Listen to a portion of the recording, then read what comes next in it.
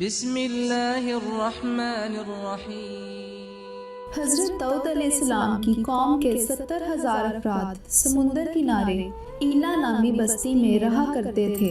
ان لوگوں کو اللہ نے ہزاروں نعمتوں سے نوازا تھا، لیکن جب راحت اور سکون آیا یہ اللہ کی عبادت سے محروم ہو گئے اور اللہ کی مخلوق پہ ظلم کرنے لگے۔ تو یوں اللہ نے ان کو خبردار کیا، ہفتہ کے دن شکار نہ کیا کرو، اتوار سے لے کر جمعہ تک جتنا شکار پکڑنا ہے پکڑ لو، لیکن ایک دن اللہ کی عبادت اور مخلوقات پہ امن کے لیے رکھ دو۔ یوں اللہ نے ان کا امتحان لینا شروع کر دیا، تو اتوار سے لے کر جمعہ تک سمندر میں مچھلیاں پکڑنے لگتے تو مچھلیاں زیادہ مقدار میں ہاتھ میں نہ آتی، اور ہفتے کے دن سمندر کو دیکھتے تو ان کو بڑی بڑی مچھلیاں نظر آنے لگتی۔ ان لوگوں میں سے ایک شخص کو شیطان نے ورگلایا کہ پریشان کیوں ہوتے ہو، میری ترکیب پہ عمل کرو، تم شکار سے کبھی محروم نہیں ہوگے۔ تو بس شیطان کے کہنے پر اس شخص نے کانٹا لگا کر ڈوری کو سمندر میں لگا دیا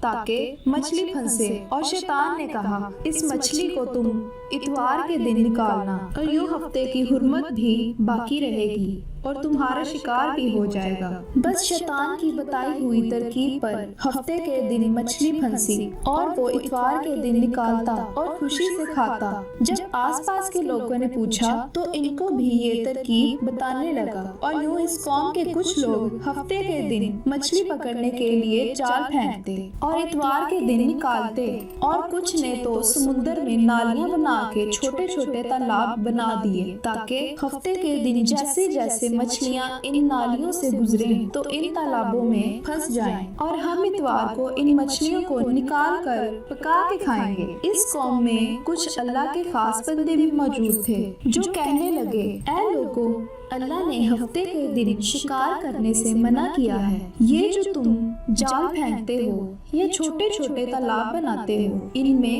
ہفتے کے دن اگر مچھلی پھنستی ہے تو یہ شکار ہفتے کے دن کا ہوگا۔ اللہ کے عذاب سے ڈرو، اللہ کی نافرمانی نہ کرو۔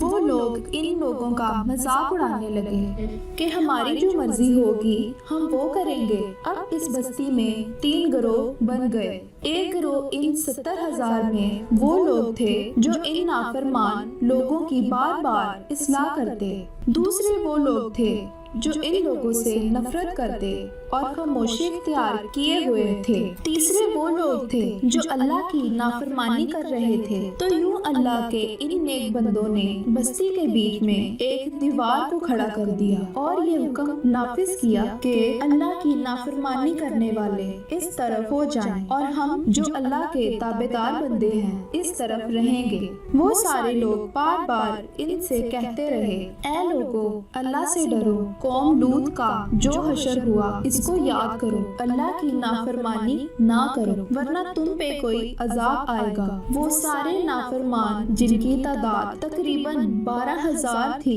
سب ہنستے رہے اور یہ کہتے کہ یہ سب کتابی باتیں ہیں، ہم پہ کوئی عذاب نہیں آئے گا۔ بس جیسے ہی گروہ 2 حصوں میں تقسیم ہو گیا، ایک وہ جو اللہ کے تابعدار بندے تھے اور دوسرے وہ جو اللہ کے نافرمان بندے دیوار کے اس طرف تھے، وہ نافرمان پوری رات ہنستے رہے، مذاق اڑاتے رہے، اور وہ اللہ کے خاص بندے دیوار کے اس طرف اللہ سے معافی مانگتے رہے۔ بس جیسے ہی صبح ہوئی وہ نیک صالح انسان اٹھے، انہوں نے محسوس کیا کہ دیوار کے اس طرف سے کسی انسان کی آواز نہیں آ رہی تھی۔ جیسے ہی دیوار کے اس طرف چڑھ کے دیکھنے لگے، سارے کے سارے وہ لوگ بندر کی شکل میں تبدیل ہو چکے تھے اور بندروں جیسی حرکتیں کر رہے تھے۔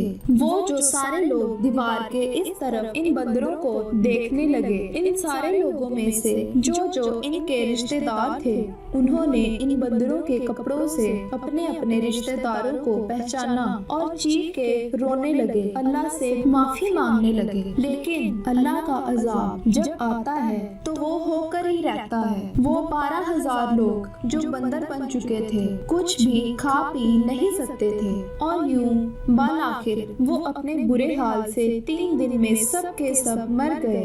اے مومنو، نافرمانی کے سبب خداوند قدوس کے حکم سے بنی اسرائیل کے چہروں کو تبدیل کیا گیا، یعنی ان کی شکلیں بندروں جیسی ہو گئیں، اور ہم لوگ چونکہ خاتم النبیین کی امت میں ہیں، اس لیے اس زمانے میں گناہ کے باوجود حضور صلی اللہ علیہ وآلہ وسلم کی دعا کی وجہ سے ہمارے چہرے تبدیل نہیں کیے جاتے، لیکن یاد رہے کہ قیامت کے دن اس نافرمانی کی سزا ذلت و رسوائی سے کم نہ ہوگی۔ بے شک اللہ ان بندوں کو پسند نہیں کرتا جو اللہ کی نافرمانی کرتے ہیں۔ یا اللہ، تو ہمیں نیکیوں کی توفیق عطا فرما اور دین اسلام پر ثابت قدم رکھ اور ہمارے سارے گناہوں کو مٹا دے۔ اے اللہ، ہم سب کو اپنا تابعدار بندہ بنا، ہم کو ویسا بنا جیسا تو ہمیں دیکھنا چاہتا ہے۔ آمین۔